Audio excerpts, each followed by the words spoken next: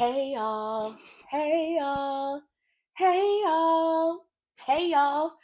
Welcome to the very first video of the Redefining Wellness with Meek channel here on YouTube. And I'm Meek, of course, duh. It's been such a long time coming. If you are a faithful follower, faithful supporter of me, my podcast, my Instagram, my TikTok, welcome to this side of the world, y'all. If this is your first time ever seeing me, hello, and I hope that you're feeling wonderful, awesome, and amazing, and all the things that makes you you.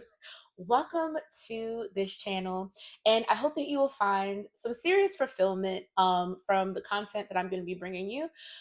This channel is literally about how to redefine the way that you view wellness, one video at a time. And in this first video, I just want to tell you about who I am, why I've even been on this journey of health and wellness, and just what you're going to be getting out of this channel. So, my name is Antonique. I am from gorgeous Prince George's. In case you don't know where that is, it is PG County, Maryland. It is where the pretty girls reside. I have my master's in exercise science. I also have a slew of certifications. I am a certified personal trainer. I'm a certified speed instructor. I'm a cycle instructor. I am the head coach at Orange Theory Fitness Capitol Hill in Washington, D.C.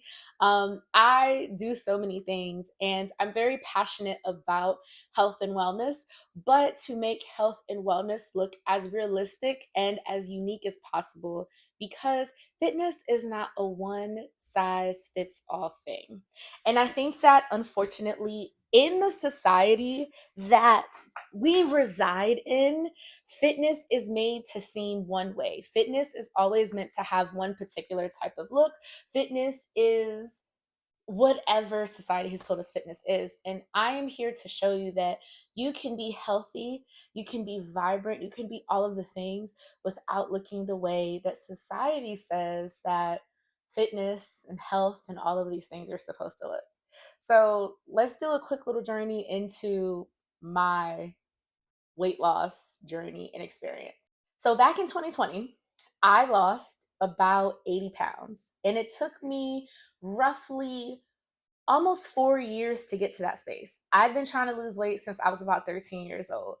I would go up to the altar in church, and my family, we are Christian, and I'm not knocking anybody that's not. But I would go up to the altar every Sunday. Our pastor would say, does anybody here have anything that is going on with them that they need to bring to the altar to Jesus? My family is also Jamaican.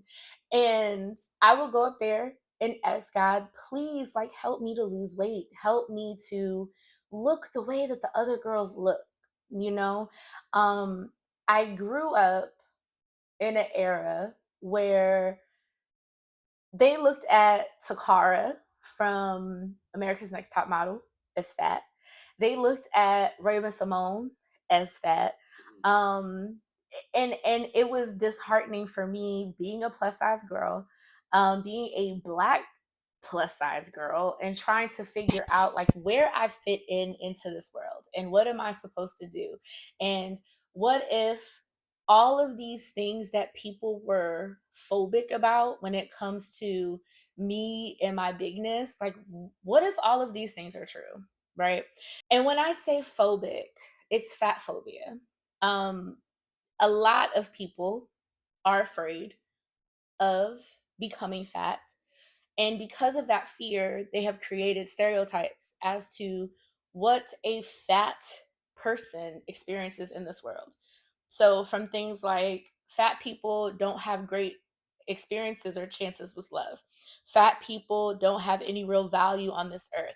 Fat people are taking up too much space. So, you took too much space up with your body, don't take up too much space with your personality. Fat people are so big, like you shouldn't be seen in a particular type of way. Like, there's so many things, there's so many nuances to it, but just for me as a 13-year-old, I would get books. I crash dieted.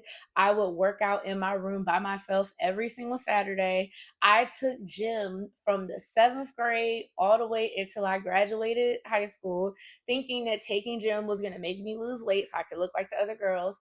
I've always had a bigger chest. So that was always, I don't want to say it was against me, but that was something that I had to learn how to work with. But when you're seeing in the magazines that you're supposed to look a particular type of way, and when you go clothes shopping and you don't get to get the clothes that the other girls get, it gets really disheartening. So I went through all of that, went through college, got my bachelor's in exercise science. Shout out to Wesley College, RIP to the great, where great things await.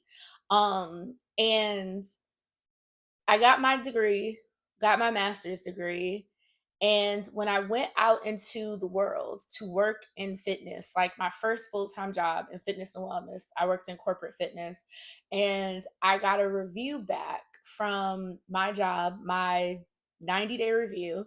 And one of the comments on the review came from a member that said, Anthony shouldn't even be working here. Like, she's does not an example of fitness. She's big. She's just ripping my ass from front to back, right?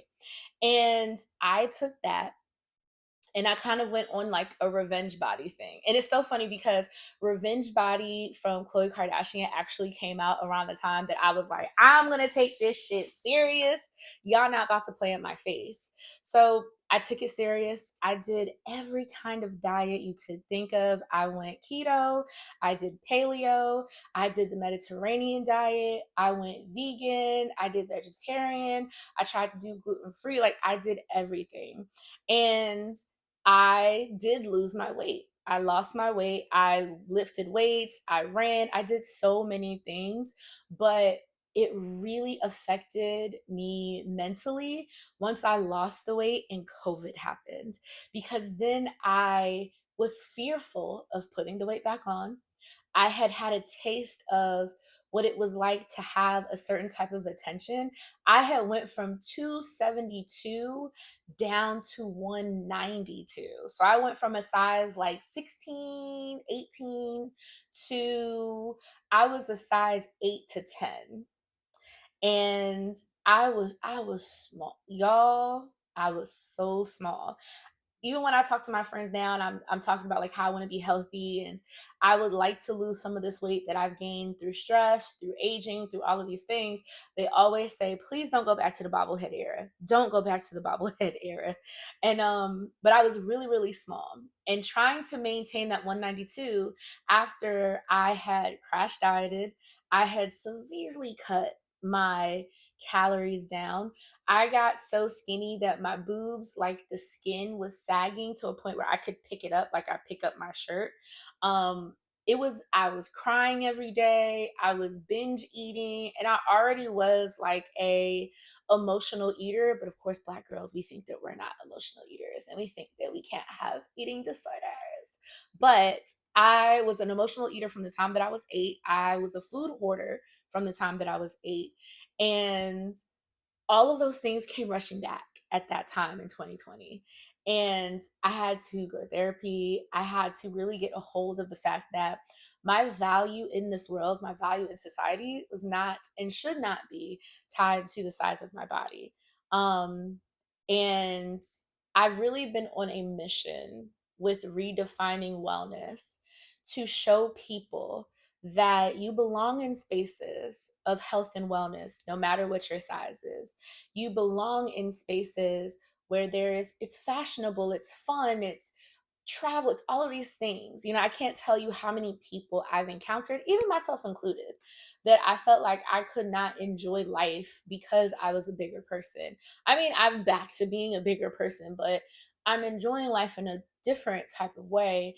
And it's a constant, I don't want to say it's a constant battle, but I really have to work hard to not get caught up in my head about what fitness is, about how I should eat, about the way that I show up in the world, about heavily restricting myself and heavily overworking out and all of these things. So This channel is here to help anybody that is tired of doing the same old thing, to anybody that wants the true education about health and wellness from a expert, because I've been in the industry for 15 years, an expert opinion from someone that is certified, from someone that has actually lost the weight, gained the weight, is now losing the weight at 36 with a different body, a different position in my life.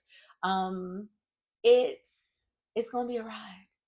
And I hope that you'll be here for it. I do have a podcast, the Redefining Wellness Podcast, and those podcast episodes will be visual here on this channel. If you happen to stumble across this video, don't forget to like and subscribe, share it with a friend, leave a comment, something happy, healthy, something encouraging for me so that I can keep going. But I know that this has been a long time coming, and somebody out there in the world deserves to see someone that looks somewhat similar to them talking about how important it is to be healthy, to be well, no matter what your body looks like, no matter what your life circumstances, no matter what your occupancy is, no matter where you're from, no matter of anything. Somebody deserves to see this video right here. Thank you all so much for watching this first episode, and thank you for being uniquely fit. See ya.